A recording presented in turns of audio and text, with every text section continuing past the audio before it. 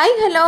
അപ്പോൾ ഇന്നലെ ഞാൻ ഒരു കാര്യം പറഞ്ഞില്ലേ, ചെറുതായി പണിപ്പാളി പോയ ഒരു റൈസിനെ പറ്റിയിട്ട്. ഞാൻ വിചാരിച്ച പോലെ തന്നെ കേട്ടോ, കൺമണി അത് കഴിച്ചൊന്നുമില്ല. കല്യാണി മാത്രം ഇച്ചിരി ഒന്ന് കഴിച്ചിട്ടുണ്ടായിരുന്നു കേട്ടോ. അപ്പോൾ കൺമണി അത് കഴിക്കാതെ ഫുൾ അതേ ബോക്സോടെ കൊണ്ടുവന്നു. പാവം കൊച്ചുച്ചയ്ക്ക് പട്ടിണി കിടക്കേണ്ടി ഒന്നും തോന്നണം, അവൾക്ക് അങ്ങോട്ട് ബോധിച്ചില്ല, അതുകൊണ്ട് അവൾ കഴിച്ചുമില്ലേ. അപ്പോൾ ഇന്നലെ പറഞ്ഞിട്ടുണ്ടായിരുന്ന അമ്മ എനിക്കിന്ന് പയർ തോരനും അതുപോലെ തന്നെ മീൻ പൊരിച്ചതും വേണമെന്ന് കേട്ടോ. പയർ തോരനും മീൻ പൊരിച്ചതും രസമാണ് വേണമെന്ന് പറഞ്ഞത്. ഞാൻ പിന്നെ പയർ തോരനും മീൻ പൊരിച്ചതും പുളിശ്ശേരിയും വെച്ച് കേട്ടോ. ഈ ഒരു കോമ്പിനേഷൻ എന്താ പറയുക, നല്ലൊരു കോമ്പിനേഷനാണ്. പക്ഷേ എനിക്ക് ഈ ഒരു കോമ്പിനേഷനായി കാട്ടി ഇഷ്ടം എന്തെന്നറിയാമോ, പയർ തോരനും മീൻ പൊരിച്ചതും ചമ്മന്തിയാണ് കേട്ടോ.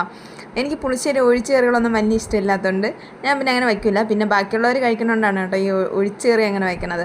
അപ്പോൾ എന്തായാലും ഇന്നത്തെ കണ്ണൂസിൻ്റെ ലഞ്ച് ബോക്സിൽ അവൾ പറഞ്ഞത് പ്രകാരം ചോറും പയർ തോരനും പൊരിച്ച മീനുമാണേ. കല്യാണിക്ക് അതുപോലെ തന്നെ ചോറും പയർ തോരനും പിന്നെ കുറച്ച് നല്ല പുളിശ്ശേരിയും അതിൻ്റെ കൂട്ടത്തിൽ തന്നെ നല്ല തേങ്ങ ചമ്മന്തിയും കൂടെ വെച്ചിട്ടുണ്ട് കേട്ടോ. അപ്പോൾ ഇത് രണ്ടും ആയപ്പോഴത്തേക്കും രണ്ടുപേരും ലഞ്ച് ബോക്സ് സെറ്റായി. ഇനി സ്നാക്സിന് ഇന്ന് കുറച്ച് തണ്ണിമത്തനാണ് കേട്ടോ വെച്ചെടുത്തിട്ടുള്ളത്.